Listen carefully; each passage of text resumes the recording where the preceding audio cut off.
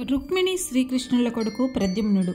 అతను పుట్టగానే శంబరుడు అనే ఒక రాక్షసుడు ఆడవేషంలో వచ్చి పురిట్లోనే ప్రద్యుమ్నుడిని అపహరించి తీసుకువెళతాడు.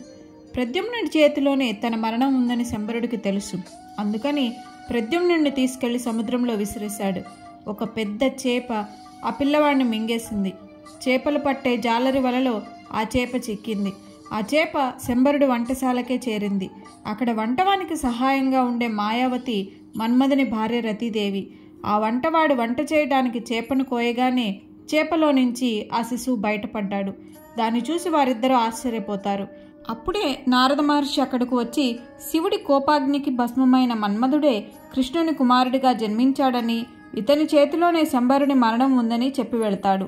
మాయావతి రూపంలో మన్మథుని పుట్టుకకై ఎదురు చూస్తున్న రతీదేవే ప్రద్యుమ్నుడిని పెంచి పెద్ద చేసి తన వృత్తాంతమంతా చెప్పి తన దగ్గర ఉన్న మహామాయా విద్యను ప్రద్యుమ్నునికి ఇచ్చి శంబరుని అంతం చేయమంది.